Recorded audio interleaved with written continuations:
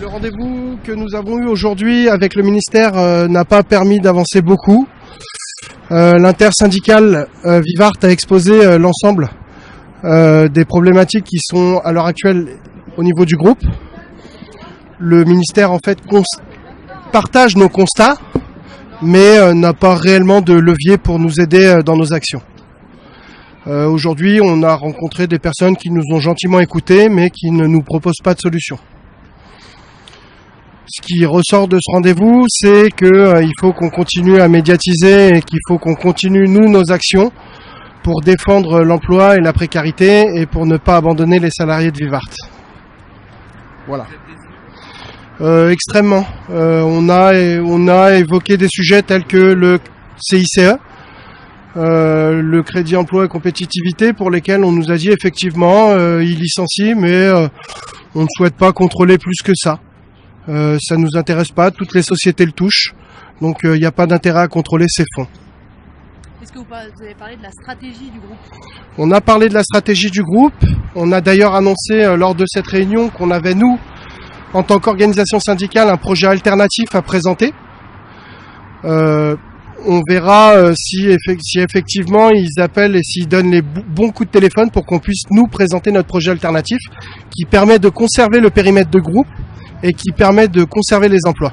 On a demandé aussi quand même à avoir un rapport avec les actionnaires. On a demandé effectivement à avoir accès à une réunion avec les actionnaires en direct. Ils nous ont dit qu'ils allaient donner les coups de téléphone, mais qu'ils n'avaient pas forcément les moyens de les contraindre à effectuer une réunion avec nous. En gros, l'État dit on ne vous aidera pas. Exactement. En gros, l'État dit on ne vous aidera pas et bonne chance. Voilà, exactement. Du bon boulot quand même. Ils nous ont dit qu'on communiquait bien, mais sans plus. Donc on a aussi posé des questions sur l'évasion fiscale au Grand-Duché. Si éventuellement ils allaient faire des contrôles sur la défiscalisation de Vivart. On nous a dit que c'était confidentiel et qu'on ne pouvait pas nous répondre à cette question. On leur a demandé si les représentants du ministère du Travail seraient plus présents pour les réunions d'accompagnement là où ils ont des places attribuées. Ils nous ont dit on ne sait pas. En fait, le gouvernement ne sait pas grand-chose, à part le fait que le groupe Vivart ne va pas bien.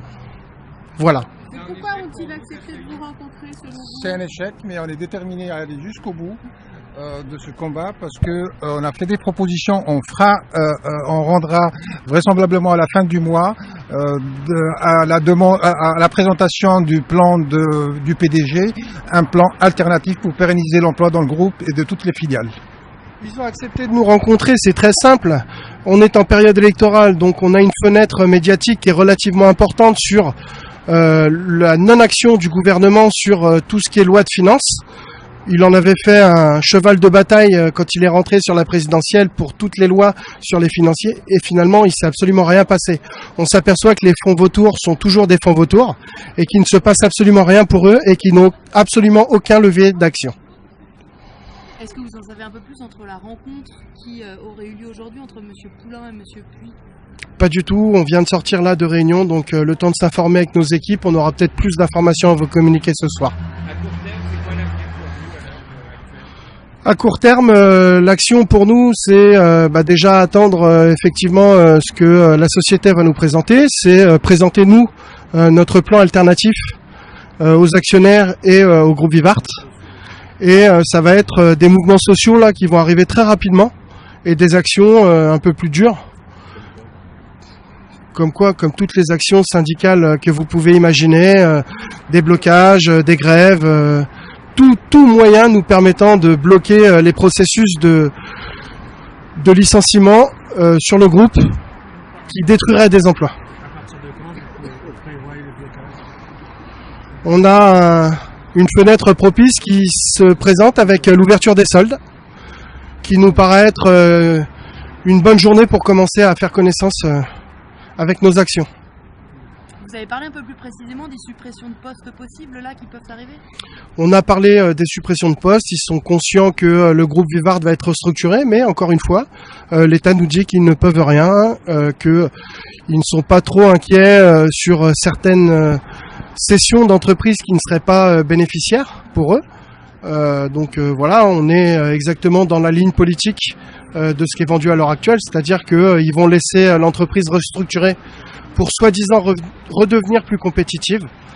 Donc nous, on reste sur nos positions de proposer un autre projet avec une autre vision des choses. Merci beaucoup. Pas du tout, pour l'instant, on vous a bien clairement expliqué qu'on va mener des actions. Si on doit faire un appel à la grève, il se fera en temps et en heure, mais pour l'instant, on envisage des actions. Un appel à la grève pour des salariés qui sont précaires avec des salaires à 600 € par mois, c'est compliqué. Parce que même quand il vous manque une journée de salaire, à la fin du mois, on ne mange pas. Merci monsieur, votre nom, votre prénom.